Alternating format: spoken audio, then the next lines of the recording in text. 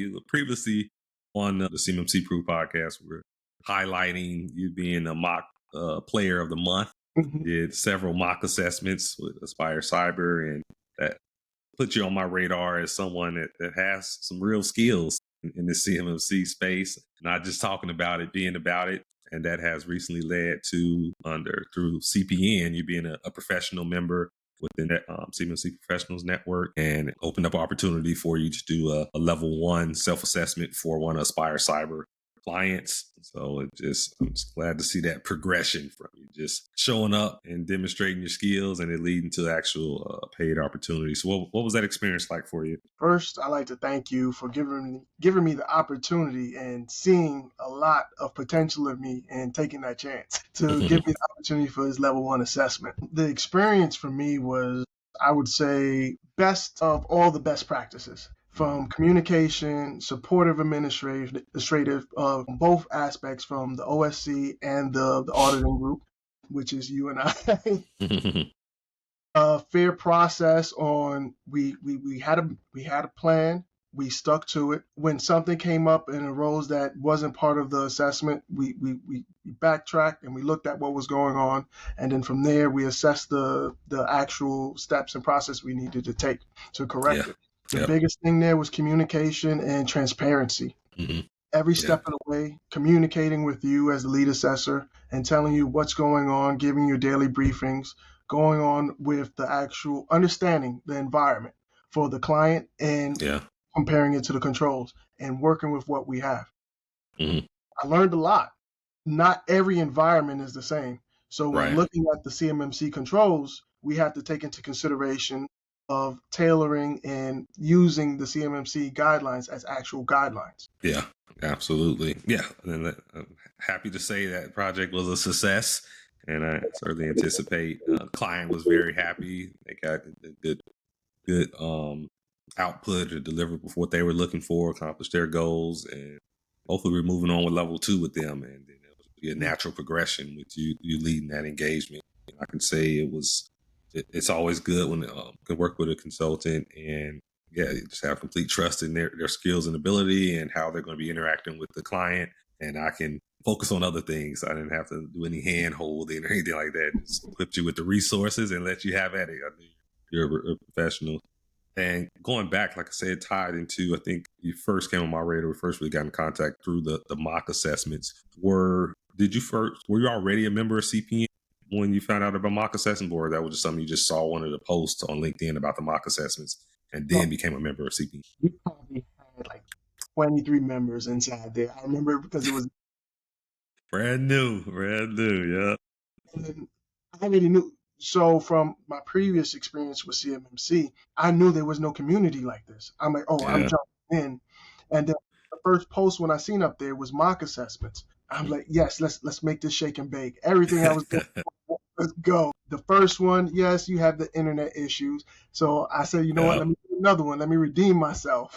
Right. Let me work with the OSC. And let me shine a little bit of light on some of the stuff that I've learned over the years. Right. It's so much fun. And making cybersecurity and GRC fun again, that comments, we go in here, we have a good time, we be professional about it, and we look and we don't judge. Right. On each other. And that's what drew me to the community and made me really love CPN. I'm really honored to hear that. And now we just this week we hit 1,000 members since October. So the word's out, momentum is growing. It's fueled by members like yourself. We're spreading the word and just demonstrating that excellence. And that's something that I really, it's my type of people. So and it bring up a good point. So that first mock assessment we did. So for me, I'm just like, okay, I have a vision. I want to do it. Like, let's do it. But we'll improve it as we go. But yeah, the first one, I think I was using Riverside, and it just wasn't working out. But for you to go through that and experience the technical issues the first time around, say, I'm coming back, and it's improved ever since. So yeah, that's pretty awesome. I think that's a good trait to have. And just to get some insights from you before I go there, and what's another thing that's great about it. So that's transitioned to you doing the consulting engagement with Aspire Cyber. Then also we just delivered a mock assessment for Learning Tree International. So that was another paid opportunity where word's getting out, where organizations like, hey, we want to pay you all to come demonstrate these CMMC requirements for us. It all kind of started with you showing up and being willing to, hey, this is something new, but I'm game. I'm ready. We'll figure it all out together. And I was about to say, in terms of insights, maybe you can share is regards to, so there's a lot of people that contact me and say, hey, I'm interested in CMMC. I want to learn about it. I want to get involved. Or they may even already have like a cybersecurity background and say, hey, I have these skills. But when it comes to, hey, I'm looking for volunteers to do a mock assessment, they're nervous or intimidated. What are your thoughts about that? And why do you think that is? It's the fear of people watching you. Because if you notice during that, whenever I do like something right before, or not even something, whenever I do something that I'm really passionate about, I'm worried about messing up. So fear, false evidence appearing real. When you craft and know the process, always trust the process. Trust me.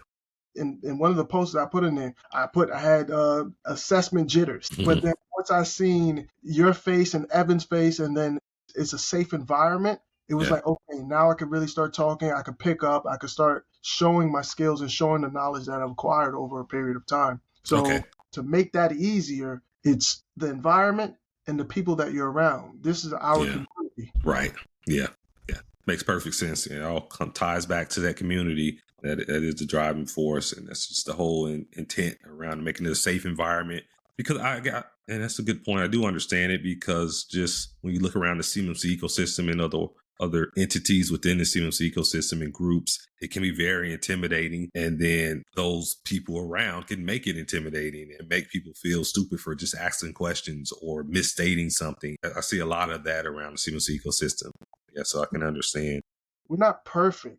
And with CMMC still being so new, the intimidation comes from like a presentation with an executive, a bad experience where, like, let's say you may have bombed on the presentation for an executive. You see those letters behind the name and you're like, man, everybody's in here as a professional.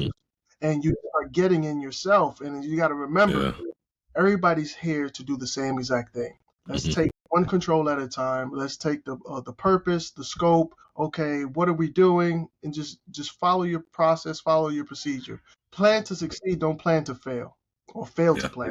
Yeah, absolutely. So when you think about, I guess, in direction that CPN is going and just building around community, what are some things that you would like to see as we continue to mature, and you think that could really make that community even more tight-knit and provide more resources and just opportunities for members? Time will tell. The reason why, because you already have the foundation. You have, we're going through the processes and developing the current processes of a structure. Now the structure is, we're testing it and seeing how it's scalable. Because you have people from all corners of the earth. And then literally you have people in California, Texas, close to Canada, DC, people in Africa, to learn about these processes and watching us interact. And truly and honestly, anybody can do it. Exactly. It tells you it's not some imaginable thing. Yeah. And what I find is that's really contagious about your energy. You mentioned like when you're passionate about something. And for those who saw your previous podcast interview I did with you on where you talked about your background is mechanical engineering. So once you like transitioned over to IT and it's now CMMC, did it take a while to develop that passion, or just kind of just gravitated to it and, hey, this is definitely aligned with my skill set, and this is passionate about this, or you just anything you do, you set your mind to, you're just really passionate about. It comes across even virtually. It's contagious. It's so it's really, I didn't know. I'll be honest, I didn't know. It's that fear. The worst thing somebody could tell me is no, or go home to people that love me. So the most I can give you is 150% and try. And if I don't know, I ask questions. Like you said before, there's no such thing as a stupid question. And I may not know something, but then I run into that situation. Like, I may not know how to fix it, but I'm pretty sure somebody's out there that can fix it. Right. Let me ask who can fix it for me. and then no, not even who could fix me for, who can explain it to me so I could understand, and then I could teach myself how to fish. Yeah. What's Yeah. grab? Who knows the skill? What skills I need to grab? Okay, who taught Mm-hmm. the structure? Mm-hmm. And there has to be somebody that was doing it before me. If they wasn't doing it before me, what's close and what's comparable to that actual framework or goal that I'm trying to achieve? Right. Right. Yeah. Absolutely. And that's something that drives me. Where if I set an ambitious goal, I'm like, it's usually somebody already done it. So if they were able to do it, why can't I do it? And now, like I say, kind of reverse engineering. Like, how did they do it? And going from there. Yes, process orientated, and that's what I was saying before. Like I'm kinesthetic, auditory. I'm a bit of all of them. So if I see Mm-hmm. you do it, I'm a notate in my head. Here's my maps. Okay, I need to do step one. Step one. This is the goal that I achieved here.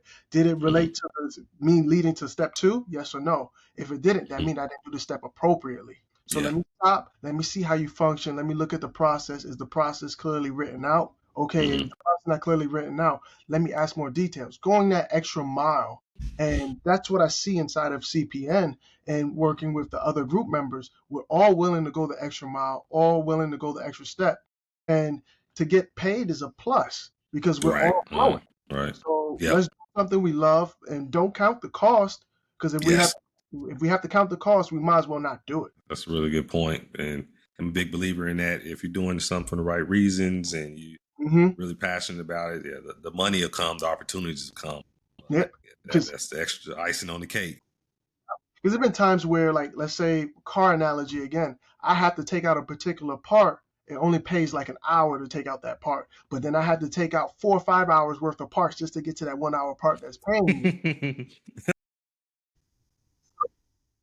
Now we're going to do an IT analogy. When I'm implementing a control, let's say access control, I have to do interviews, I have to do actual tests, I have to learn what the business is actually doing from the ground up to implement this control appropriately to make sure it's not skewed and it's always objective to Mm-hmm. what we need it to be to meet that not met or met situation or not Right. applicable. Right. So we So have to go the extra mile. yeah, that's a good point. Now, I was just speaking at a college earlier this week and just kind of telling about CPN and then also just drawing the delineation between essentially with CPN, we're picking up where the Keiko and Cyber AB leads off as far as Mhm. the certifications. And someone asked me like one of the students asked which one would I recommend doing first, like going through CPN pathways or the certifications like the CCP, CCA, RP designation. What would be your response to that question? What are your thoughts? Learn the Which one basic should go first? understanding learn the basic understanding of GRC, governance, risk, and compliance. The reason why, once you have that good foundation of the realm, then you could be able to pick your pathway. Mm-hmm. The reason why I say that, because if you learn just what is taught in TCP, you're missing Mm-hmm. that foundational information about frameworks. Yeah. So you don't Okay. have a true understanding of it. Yeah, that makes sense.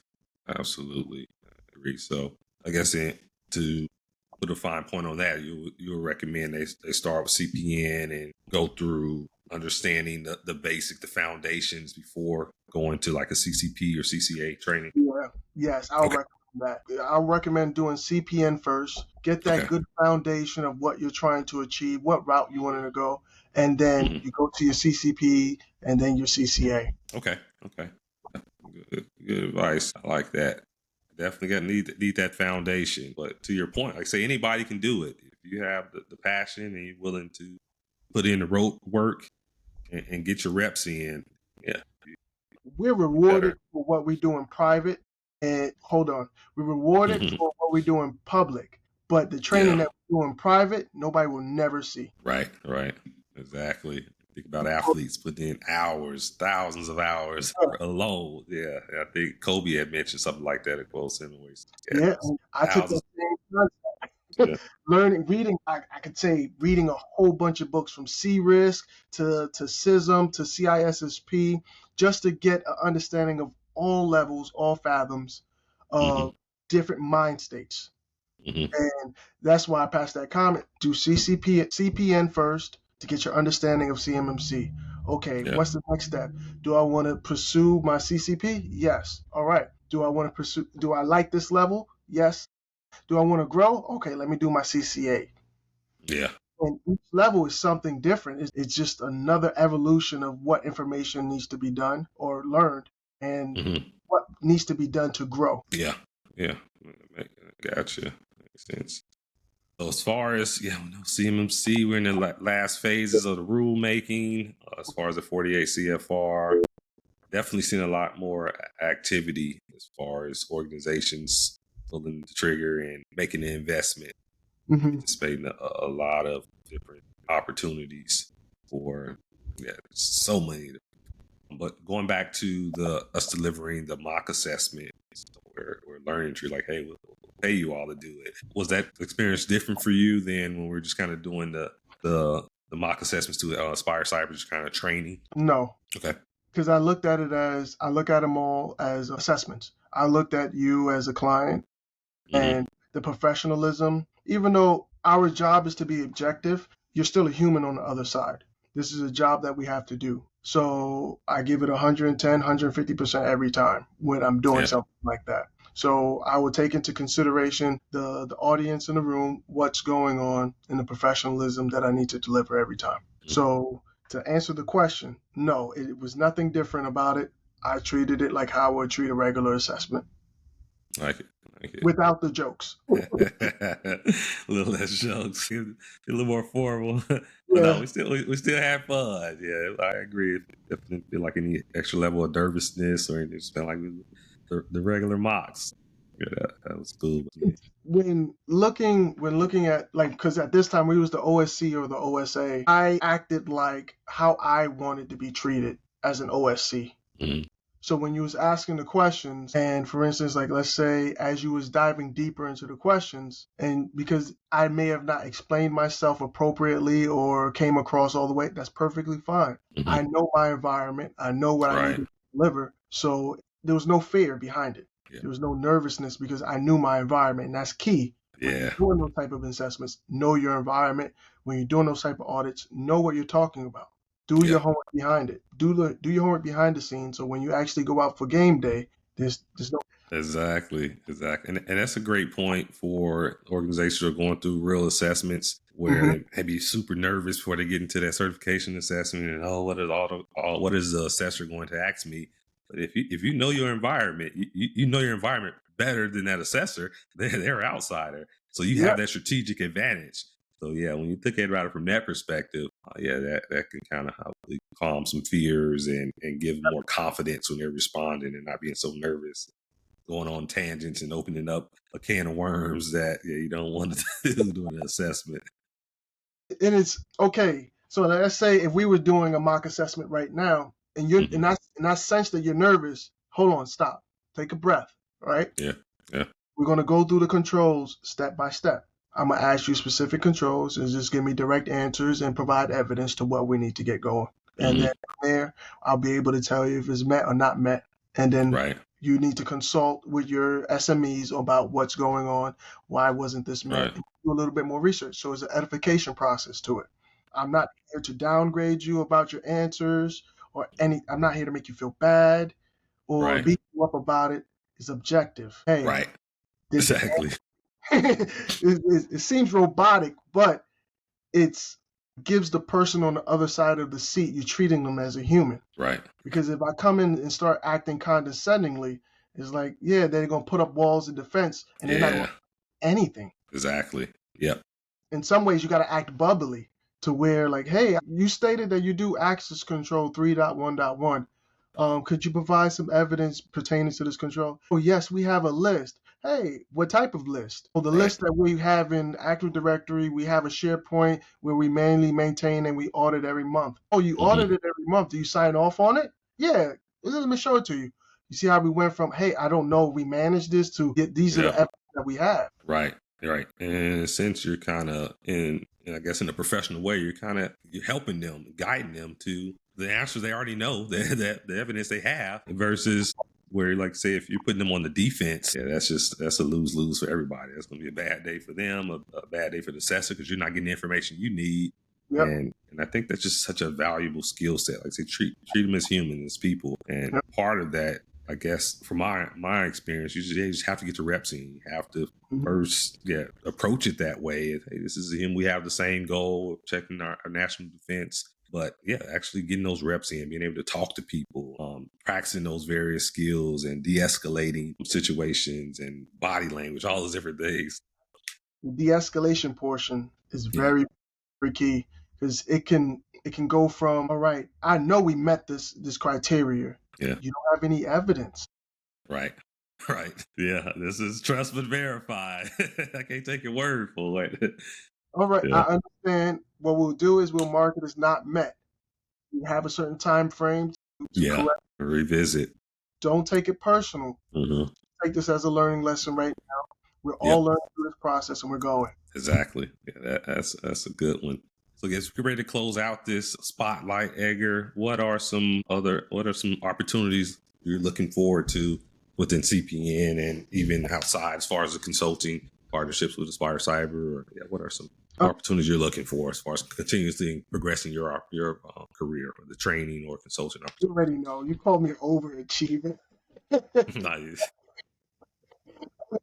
But I look at it as in the CMMC environment, it's my oyster. I'm trying to learn every different facet of it. You have three different paths of career or training paths in CPN. Yeah. The pathways.